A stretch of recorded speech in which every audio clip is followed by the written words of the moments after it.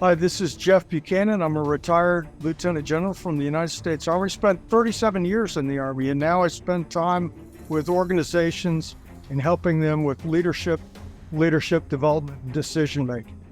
Today on the show, we're going to talk about a number of things, but I'll give you 3 quick highlights. The first is decisions. Leaders need to have the courage to make tough decisions, but also the wisdom to know when to make those decisions. And sometimes in a crisis, the best timing is actually to not make a decision that you would regret later on. The second is I'm going to talk a little bit about performing as if in the eye of a storm. How does a leader stay calm and make tough decisions when everything around you is turning into chaos? And I'll give examples from my experience in Iraq, Afghanistan, and in supporting FEMA through 5 major hurricanes. And the last topic is really about shared understanding. I believe that shared understanding is critical for leaders to have when it comes to execution. But frequently when we think about it, we think about the importance of top-down shared understanding of how things that come from the leader are supposed to get all the way down to the lowest level. And I'll make an argument and tell some stories about how important it is for the leader to get out away from that headquarters and down to the lowest levels where you can really understand the challenges that are happening where the rubber meets the road. I look forward to it. I hope you'll join us today. Congratulations! You are tuned into Dov Baron's Leadership and Loyalty Show, the #1 podcast for Fortune 500 executives and those who are dedicated to creating a quantum leap in leadership. Your host, Dov Baron. He's an executive mentor to leaders like you. Dov Baron is an international business speaker who was named by Inc. magazine as one of the top 100 leadership speakers to hire. Now, over to Dov Baron. Welcome to your friends, fans, and fellow aficionados of leadership excellence. Thank you for joining us on this episode of the Leadership and Loyalty Podcast. I'm your host, Dov Baron. I'm here to assist you tapping into the one thing in your business that changes everything by transforming meaning into action. And on that subject, I have a special announcement for you. Our brand new course has just been released on CourseifyX.com. It's titled Creating a Culture of Belonging. The course is separated out into 8 sections that are going to take you by the hand and walk you through exactly what you need to do to create a culture of belonging, because creating a culture of belonging maximizes your personal and corporate success. Get ready to strap on the tanks and dive into what it takes to create a culture of belonging inside of your organization. Curious to know more? Simply go to CourseifyX.com. That's CourseifyX.com/belonging. All right, on to today's show. I put it to you that in chaos, it will be revealed the quality of your leadership to both yourself and everyone around you. I'm laughing because we just spent 20 minutes trying to get on this show, and it was complete chaos. I do apologize for that. Nonetheless, leadership decision-making during a crisis is vital for the success of any organization. Leaders must be able to think quickly, assess the situation, make informed decisions under pressure, and this requires strategic thinking, emotional intelligence, and of course, adaptability. In crisis, leaders must consider the impact on stakeholders, available resources, and of course, long-term implications. Therefore, effective communication with the team is critical for navigating any crisis. But how do you do all this? Well, that's where we're going in the next 2 episodes of the podcast, because our guest is a rare expert in the situation that requires exactly what it takes. Leadership decision-making in a crisis situation. Our guest coming up is retired Lieutenant General Jeffrey Buchanan. More on that in a moment, because before we dive in, as always, we need your help in staying relevant. So please do us a favor, get over to wherever you're tuning into the podcast from, rate, review, and subscribe to the show. It makes a huge difference, and we really do appreciate it. If you are a regular listener, big thank you for making us the #1 podcast globally for Fortune 500 listeners, and we are honored and grateful to be cited by Inc.com as the #1 podcast to make you a better leader. All right, let's dive right in.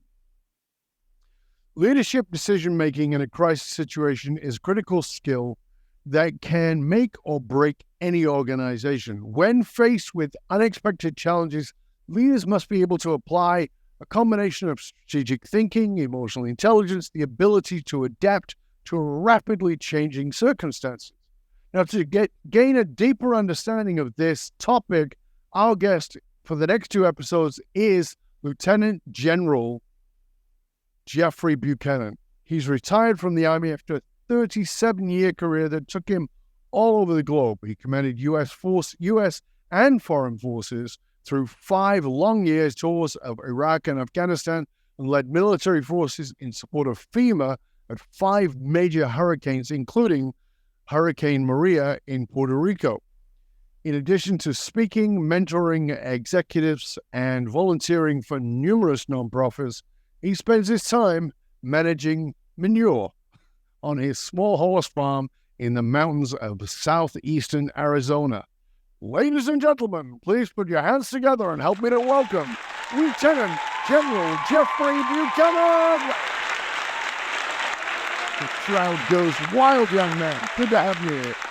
Thanks, Dub. It's a great honor for me to be able to join you on your show. I'm excited to have you here, man. Thank you so much for your patience, as I said at the beginning. I want to start here because it's where I always start, and I still one of my favorite questions, which is, in a world where chaos is certainly rampant, I think there has to be an anchoring compass. And for me, that's always the origin story of meaning. So what is the origin story of what gives your life meaning? Well, thanks, Dub. You know, I was born in Germany, and I was born to a soldier and a soldier's spouse who happened to be a teacher.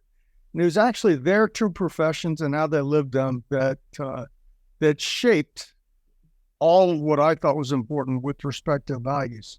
And the core is, I thought it was, even from when I was a kid, through Scouts, certainly through adulthood, serving others was the core value. And you know, if you look the word hero up in the dictionary, there's only 2 requirements: courageous acts and a noble purpose. And to me, there can't be a purpose that is more noble than serving other people. And I would never claim to be a hero, but I fight and strive to be like one. And so serving others always gives me a good direction. I love that. I mean, I think that, I've spoken at the conference for leadership, for servant leadership, and I consider myself a servant leader. And as I talked about there, I think that oftentimes it's gets thrown into the category of Christianity. And I think you can be a servant leader whether you're an atheist or a Jew or a Muslim or a Christian. It's irrelevant. It's this commitment to serve. And for me, when I think about serving, I think that I can't serve and be righteous. And a lot of people mix those 2 things up, because if I'm righteous, I'm rigid, and that's why this is my religion, curiosity, because it allows me that flexibility to serve.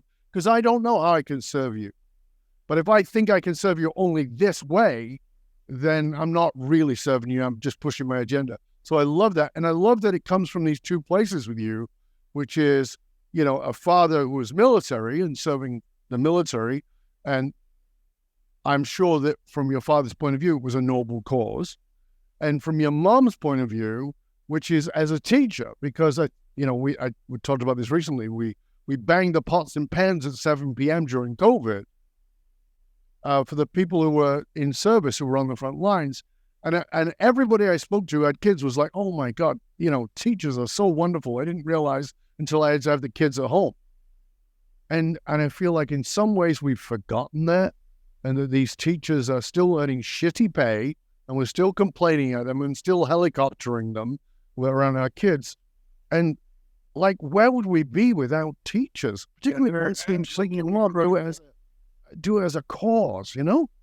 Yeah, they're absolutely critical to formation of values, to helping give a sense of meaning and direction to our youth. Make no mistake, parents are the driver, but teachers play a very strong role. And if they partner together, the potential of our kids is really phenomenal. But it was this idea that to be heroic, I needed to serve other people. And when I retired from the military, I don't think I told you this before, but I went to work as a deckhand on a halibut salmon charter. You did tell me that. Out of Alaska. And I'm like, when you told me, I was like, that does not sound like retirement. That sounds like bloody hard work. Well, it was hard. And I'm clearly learned that I'm not 25 anymore. But it was, I had a chance to get away from the cell phone. The cell phone didn't work out on the water. Right. I picked up some life skills. I can fillet a salmon in about 45 seconds now. Wow. On the back of a moving boat. But more importantly, it gave me time to think and think about what the next chapter of my life was going to be like. And I decided I wasn't sure what I wanted to do, but I knew what I didn't want to do. I didn't want to be deployed overseas anymore. Right. So I could be there for my family. And I didn't want to have a full-time job, but whatever I was going to be engaged in, I wanted to continue to serve others. And, I'm doing a lot of things now that frankly don't pay me anything, which is fine. It's actually a lot of fun. I work as a ranch liaison for our sheriff. I patrol the mountains on horseback. I'm on the state parks board. I'm a commissioner for our game and fish department. I'm on several nonprofit boards. But it's fun to be able to still make a difference, even though I'm not wearing a uniform. It's very interesting because, let's just talk about that because, as a military guy, or as somebody who's been part of the military for 37 years, rightly or wrongly, we tend to think about the military as very much as a command and control. I mean, that's where the whole idea comes from. Command and control leadership is from the military originally. Do you think that we're still seeing it that way? And is that a mislead, or has it changed, or are we seeing it right, that that's actually what it is? I think that it is simple and it is a generalization, but it's not entirely correct. Okay. People tend to think a lot of times as military leadership, frankly, must be pretty easy because it's all you have to do is give people orders and they're going to follow you. But of course, the reality is not like that. People bring all of the potential different dynamics of human relations to every situation, and they are not going to follow you like blind robots, especially when the cost is potentially their life. They're going to do things because they're inspired, or they believe in each other, or they believe in the mission and a higher sense of service. And so leadership in the military, I think, is very similar to leadership in a Fortune 500 company or leadership of a kindergarten class. Yeah. I think the big ideas are still the same. The conditions are definitely different. Sure. But if you serve others, if you fight to inspire them, if you make the best possible decisions in a selfless rather than a selfish way, these kinds of things, it's going to inspire people. And it's going to inspire them whether you're in business or, in a rifle company deployed in the mountains of Afghanistan. So from that point of view, from what you just said there, what do you see as what do you think is the most important leadership quality and why? So I get asked this pretty frequently, and sometimes when I give an answer, it leads to surprise. I think it's actually humility. And it becomes more important the higher that you move up in a progression in any organization. Mm-hmm. Humility. The problem is that we often confuse humility with modesty. And I think Maya Angelou said it best. She said, you don't want modesty, you want humility. Humility is not thinking less of yourself. It's thinking of yourself less. Mm-hmm. You start out every situation when you walk into a room, you don't automatically assume that you're the smartest person there. Humble leaders tend to listen. And listening, especially if you're exposed to a diverse set of options or diverse thought, listening is a critical skill to help you sort through what the best options are and make even better decisions. Now, in the end, if you're a leader, especially if you're a leader like I was in an organization that's pretty hierarchical, you're going to have to make the decision and you're going to have to own it.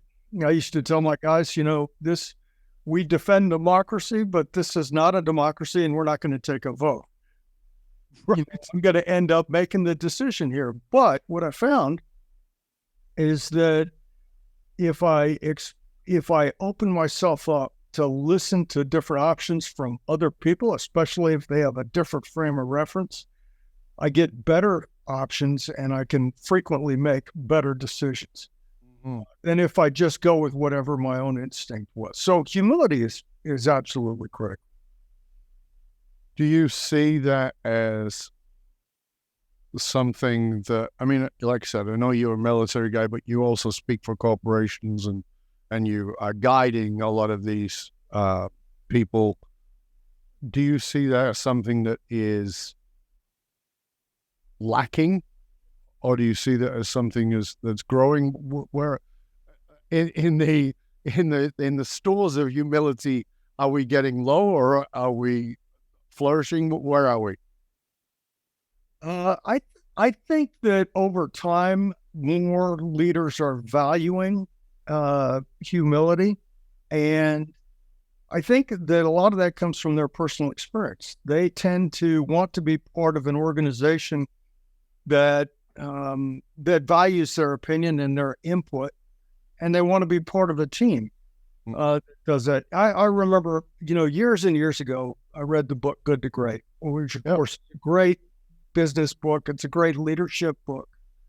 But one thing in there really struck me, and they were compared all these organizations to separate the good ones from the truly great ones and try to understand what was different.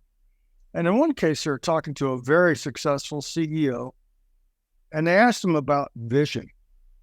And he said, you know what? I think vision's overrated. Now that got my attention, because I had always been thought, no, the leader's got to provide a strategic vision, an azimuth for everybody to follow. He says, I think vision's overrated, but I'll tell you what I think is really important. What's really important is getting all the right people on the bus with you. And it's not good enough to have them on the bus. They actually got to be in the right seat in the bus.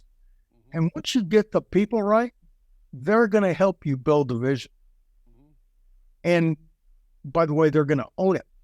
When they do that, you don't have to try to sell it to them.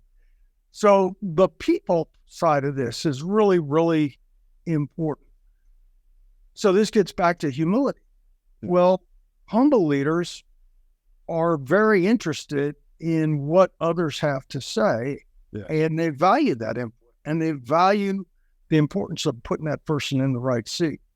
But if a leader is really arrogant or lacks humility, I know those aren't exactly the same thing or two sides of the same coin, but if they're very arrogant and they think it's that they always have the best answer, the people side is not all that important. And so relationships suffer. I think the entire organization suffers. And of course, then they're limited to whatever that particular leader has in terms of insights, intuition, innovation, et cetera. But those decisions, particularly on, in a war zone, as you said, it's lives, right? It's lives. And it's lives on both sides of that. It's the lives of the people on your side and on the other side. Talk to us a little bit about that, Jeff, because I think that's something that a lot of people struggle with, which is this being able to make those decisions where you are going to be in charge of people taking the lives of others, or you're going to be on the another side of that is you're going to be making decisions where you are going to have to bury people who are on your team, are you going to have to deal with the grief, the fallout? Because it's not just your men, it's also the best friend of the guy who's still alive, who's now got survivor's grief, survivor's guilt rather, and the grief of the unit, morale, and then how that changes people to have been on that side of the conflict, and there's people on the other side who are deceased. Can you just think about it? Because I think people have to get their head around that. Well, I think, what it does is it drives up the importance of we have to get this right. Mm-hmm. But you have to get it right in the right time. Sometimes sometimes you do have the luxury of bringing in a bunch of folks from different and get a bunch of different perspectives and sort your way through it and then compare and contrast and pick the best possible option. Sometimes you don't. Sometimes actually you have to decide right now. Yes. And you have to go with what you think is the best. But if your process has been to expose yourself to different frames of reference all along and you fight to learn, then you're going to become a better and better decision maker with each potential turn. So that when you have to make a decision in a crisis and you don't have time to ask anybody else what they think, you just have to go, you'll tend to make better decisions that try to do two things: accomplish the mission and take care of your troops. That's the kind of the wicked balance. How do we do both of these things at the same time? I'll tell you a quick vignette. And what's really important when it comes to execution is shared understanding. So that, from that the top level of an organization really understands what's happening down at the lowest level, and the lowest level understands the direction coming from the top. And frequently we think of the responsibility of that top leader and how that person, through simple orders and repeated, this is my 3 big points. Eventually this will sink in about to create shared understanding from the top down. But it's also important to get that shared understanding from the bottom up. So in 2005, I was in Iraq. I was in my second tour to Iraq at the time. And I was a combat advisor for what was called the Iraqi Special Police Commandos. Now, the only thing police about these guys was their name. We were a urban light infantry raid force that went all over the country going after bad guys in the middle of the night. And it was usually Al-Qaeda were our initial targets. And then later on, we transitioned to more and more Iranian-backed militia guys. But going after terrorists. Well, I had a small team of U.S. guys. We had 11 guys, 3 Humvees, and we would go with these guys all over the country. And we would go frequently with little notice and just move out. Now, back in 2005, one of the greatest killers of the U.S. troops was car bombs. Yep. So somebody in a well-meaning person in the headquarters in Baghdad, our higher headquarters, issued an order that said that we had to keep what we called a protective bubble around all of our vehicles. You had to keep all civilian traffic at least 50 meters away from your vehicles. Yeah. And of course, that was to defeat car bombs. Sure. And that sounds really good, except that was a threat from Al-Qaeda. If we were operating in an area that had these Iranian-backed militias, they had a different type of IED. And it was a roadside bomb, but it was triggered by without going into all the science, it was triggered by a guy watching it, and he would call on a cell phone when a U.S. convoy was approaching, and then the next vehicle that came through that area would get blown up. And it would shoot a copper molten slug that would go so fast it could blow right through an M1 tank. Wow, through a tank. All of that armor. So you can imagine the amount of devastation when one of these things went. And it was accurate because it went off a heat signature. So, and we did the cat and mouse thing, figuring out how to defeat this. But one of the things that we did when we were in these areas where these particular bombs are, we didn't separate from traffic. We blended in with traffic because if they couldn't get a separation, they couldn't call the bomb to initiate. And so we changed our tactics depending where we were. Now I had this order from somebody in Baghdad that made perfect sense if I was operating in an Al-Qaeda area, Fallujah or Ramadi or Mosul. But if I was in southeastern Baghdad or in southern Iraq, we were going to use different tactics. So I could do one of three things. I could either follow the order and get my guys killed, or I could disobey the order. But then the downside of that is teaching my guys it's okay to disobey orders. Right. Or I could do the third thing, which is what I chose, which was tell my guys we're not going to change our tactics, and then go back to the headquarters and say, look, this order makes no sense, and here's why. So I'm going to follow it when we're in these areas, but when we're in these other areas, we're not going to do it because it's going to lead us to us getting killed. And they had no malicious intent. They just didn't understand. They weren't on the street every day like I was. So that's that power of creating shared understanding. And if you're at the top, sometimes you may have a different idea about what's really going on. You have to be open to input from the bottom up. That's the whole key thing that, I love about what you're saying, Jeff, is that I think that I know because I'm a consultant, I go in and work with companies, and oftentimes they've developed a policy that is a great policy if you're in the boardroom. It makes perfect sense in the boardroom, but it makes absolutely no bloody sense when you're face to face with a customer or somebody who's providing to the company. And that ability for those frontline people to come back and say, here's the problem, and to be able to listen to that rather than being righteous about it. This is the right decision. We made this decision. Yeah, but it's not working. And in many ways, it seems like you were that intermediary that you between, that shared understanding is in understanding that those guys in Baghdad are giving you advice that's good advice in a context, but it's terrible advice in a different context. And your guys who are going to trust you are going to follow your leaders, but you're not going to get them to follow your lead, but you're not going to get them killed, right? You're not going to just follow blindly. And this is why I think that I brought up the question around command and control is just, it is where people think it's like, well, you just got to do it. Well, do you? Well, you need to have a leader who is the intermediary who can say, here's what the reality is of it. And I think that that's such a powerful lesson for anybody in a leadership position, particularly leading under a crisis, because I think that all the rules work except when they don't.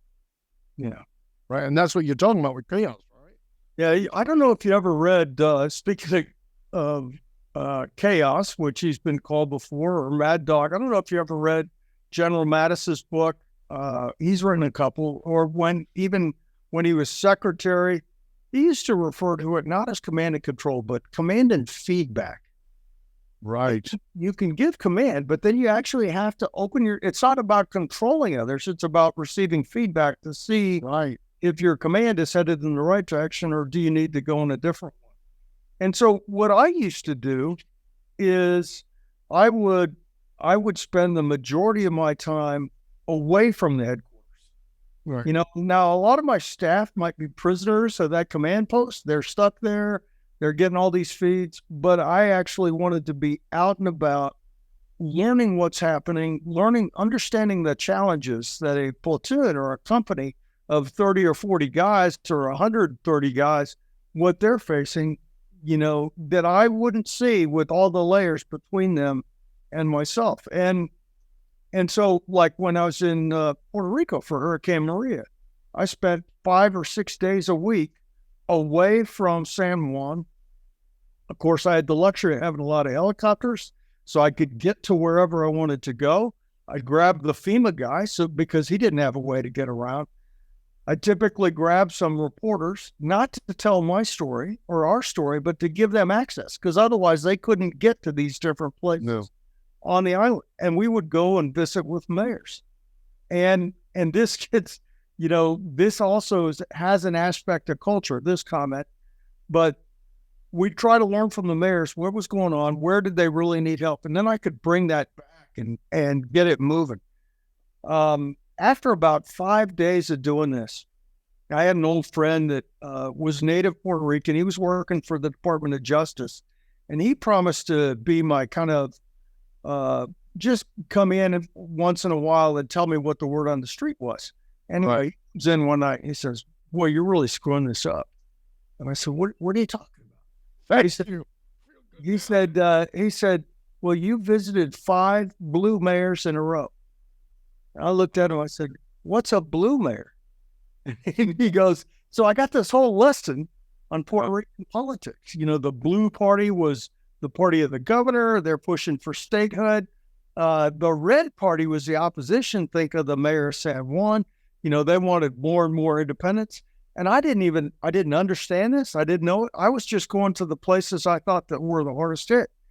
But by doing this, by visiting 5 blue mayors in a row, one, I was getting a skewed perspective. They were telling me how great the governor was, how great the help they were getting, and all that stuff. And as soon as I started visiting red mayors, of course, I got an earful. Very different perspective. The other thing, though, is that I was sending a message. Just by where I was going, because I was visiting these blue mayors, I was sending a message, which was never my intent. I was clueless about it. But then that became the driver behind how was I going to spend my day. I alternated every day from then on. I'm going to go to red this day and blue the next day. But what a great lesson in leadership, Jeff, because, one of the things I talk about is, can you breach the bias? In my work, can you breach the bias? And they're like, "What bias?" That one. The one that said, "What bias?" That's your bias. Your bias is always a blind spot, right? And, you were doing good work and you were trying to help and you were going where you thought you were most needed. But invariably, you created a bias because you just happened to choose those places. And having somebody who could help you, an outside force, which is why companies bring people like you and I in, who can say, I know you're seeing this, but you got to know you're coming at it from a blind spot. And so how cool for you to have that very profound experience of dealing with a crisis, as a hurricane, and genuinely coming from the good place in your heart and trying to do the very best you can do, and then discovering you're completely in the bias. That's what a great lesson for people in leadership. I think so. I think that's one of the key parts of the lesson. The other one is, if you sit in your command post, you're not going to really understand what's going on. You've got to get out and get a feel for it. And, and sometimes you have to see where people are struggling. And, what I would pretty frequently struggle with is I'd go to visit some unit and they want to show me how great things are. And I would say, "Look, guys, you don't understand. I'm here to help you.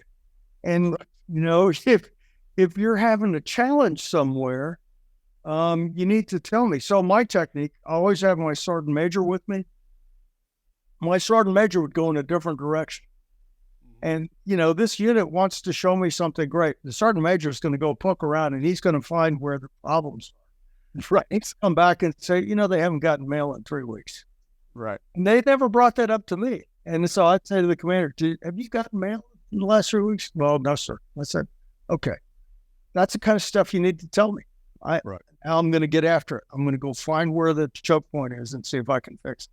And it doesn't sound like a big deal, but mail is, the soldier doesn't have any connection to home. It's tremendously important. Yeah. It's very powerful. It's so simple,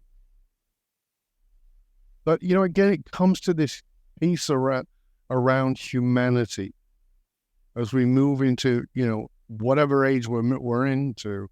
If we don't understand it's about the humanity. And the humanity is, like you said, is getting the mail. It's that contact with another human being in some way, shape, or form.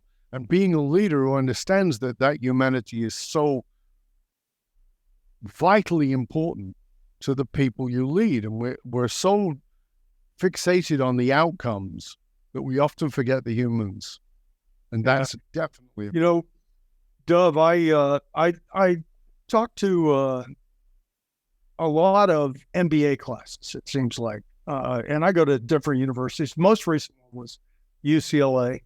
And I was out there. I don't know if you've ever heard of Adam Mendler. He asked me to come out and give a talk to a couple of his different courses. So I did. And typically when I start out, of course, this being graduate programs, I don't want this to be a lecture. No. I want it to be a discussion. So I start out with a question.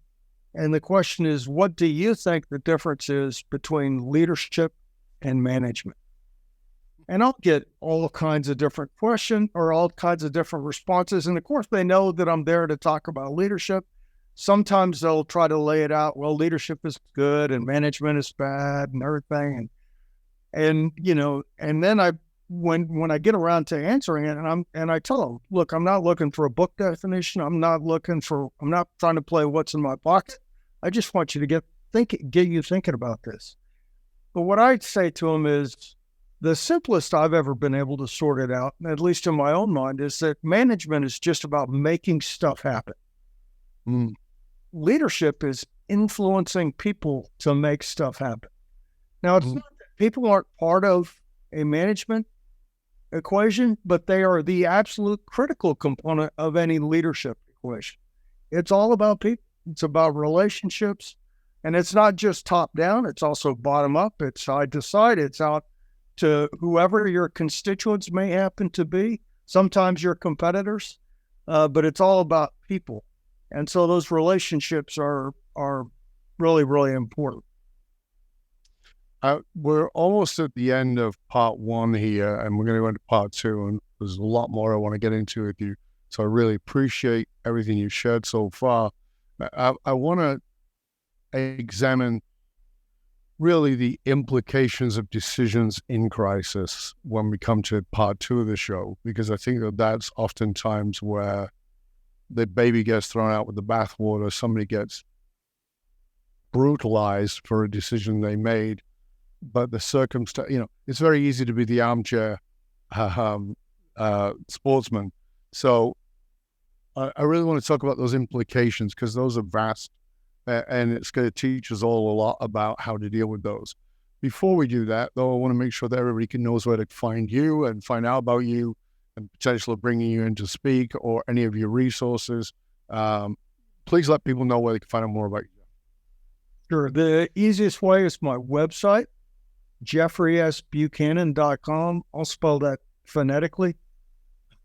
Juliet, Echo, Foxtrot, Romeo, Echo, Yankee, Sierra, Bravo, Uniform, Charlie, Hotel, Alpha November, or .com. So jeffreysbuchanan.com, no dots in between the different parts of my name. I'm also on LinkedIn. It's the only social media site I do.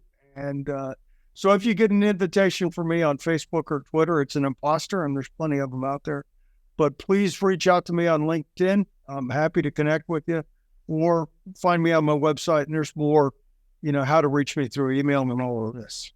Fabulous. We'll make sure, of course, that all of that is published in the show notes. So if you're listening and you're on a bike or you're on a treadmill, don't worry, just go into the show notes. You'll find it all there. We're going to make sure you can have it. This is really a delicious conversation, and we're going to dive deeper into making decisions in a chaotic situation, how to manage that, and really how understanding yourself in these situations and the implications of that as we come back in part two. So stay curious, my friends, stay curious, and come back in just one click for more of our delicious conversation with retired Lieutenant General Jeffrey Buchanan.